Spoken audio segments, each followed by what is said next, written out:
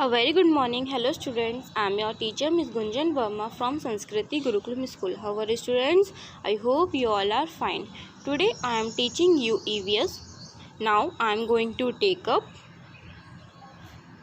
Conservation of natural resources. आज हम natural resources के बारे में पढ़ेंगे और उनके कंजर्वेशन के बारे में पढ़ेंगे। कंजर्वेशन होता है संरक्षण, मतलब उनको कैसे बचाते हैं या कैसे बचाया जाए। ओके, स्टार्ट करते हैं।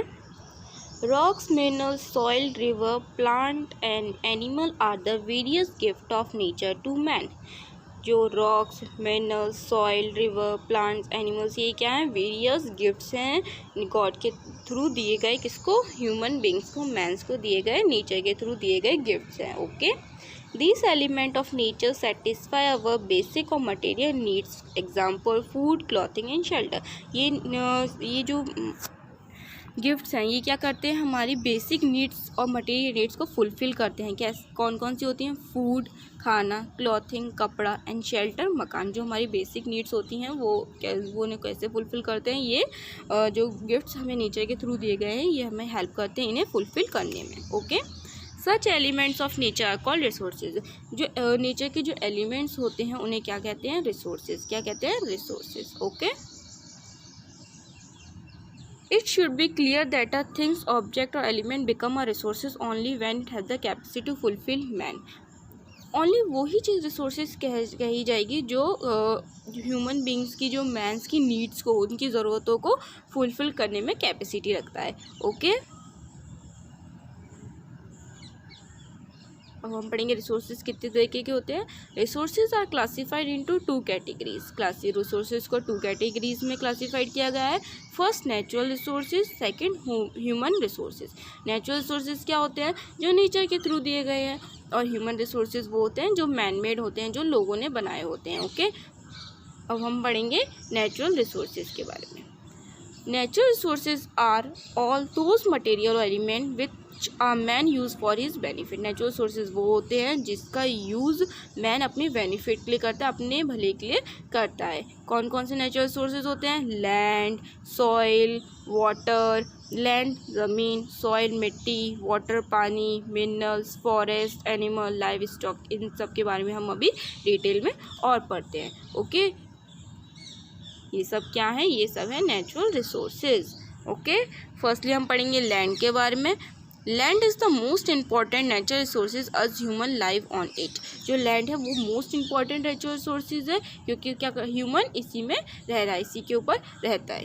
We obtain most of the product from it to satisfy our need. हम इसमें मतलब अपने सेटिस्फिकेशन के लिए बहुत सारे प्रोडक्ट ऑब्टेन कर सकते हैं। It provides us more than 95% of our food requirement, clothing and housing and all need of wood for both fuel and construction।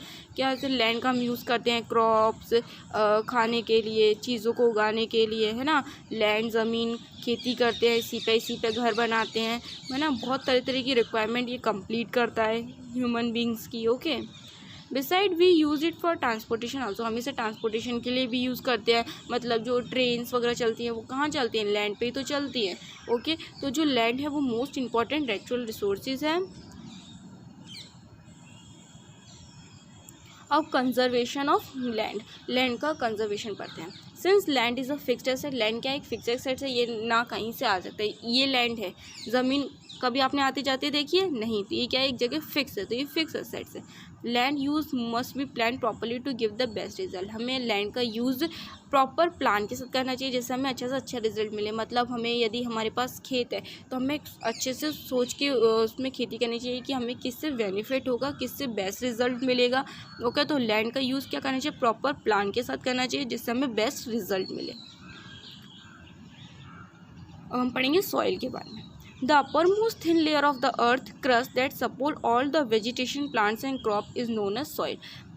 अर्थ के ऊपर, लैंड के ऊपर एक अपर मोस्ट लेयर होती है, थिन लेयर होती है क्रस्ट, जो कि क्या करती है? प्लांट्स, क्रॉप्स को, वेजिटेशन को उगने में हेल्प करती है। वो क्या कहलाती है? सॉइल, मिट्टी। There are many kind of soil. The most important are alluvial soil, sandy soil, black soil, red and coarse soil। बहुत तरीके की सॉइल होती है। एलुविलियल होती है, सैंडी होती है, ब्लैक होती है, रेड होती है। Okay, all living being depend on soil for their survival. सभी लिविंग डिपेंड हैं अपने सॉइल के ऊपर अपनी लाइफ को सर्वाइव करने के लिए। Man fulfil his basic need of food clothing shelter for from soil only. Man अपनी जो बेसिक नीड रोटी कपड़ा मकान सॉइल के थ्रू ही कंप्लीट करता है। Okay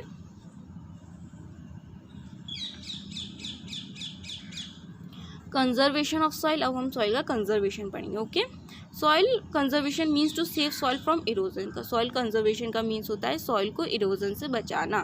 okay following measure are use for it conservation. Following measures हम ले सकते हैं। Terrace farming on hill slope, जो हिल्स स्टॉप होता है उसमें फार्मिंग करना। एफोरेस्टेशन, ज़्यादा से ज़्यादा पेड़ लगाना।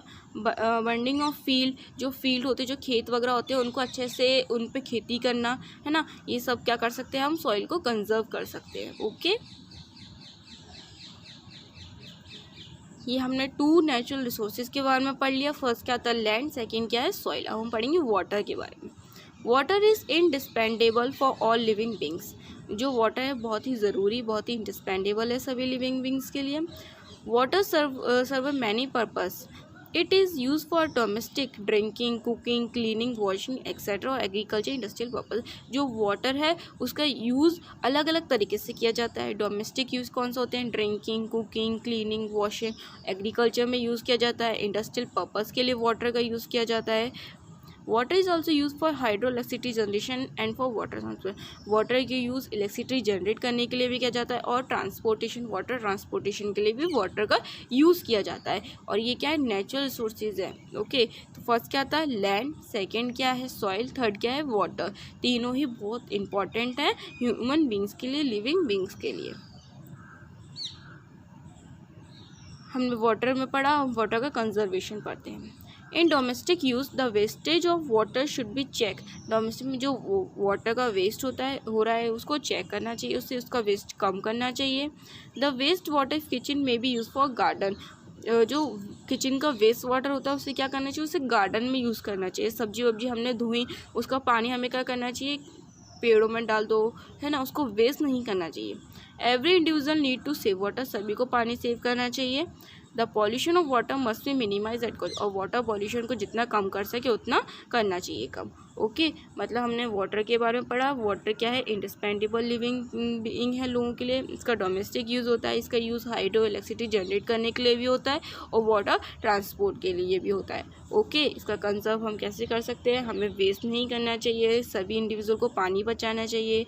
किचन का वेस्ट वाटर हमें गार्डन में यूज़ करना चाहिए और वाटर पोल्यूशन को जितना कम कर सके उतना कम करना चाहिए।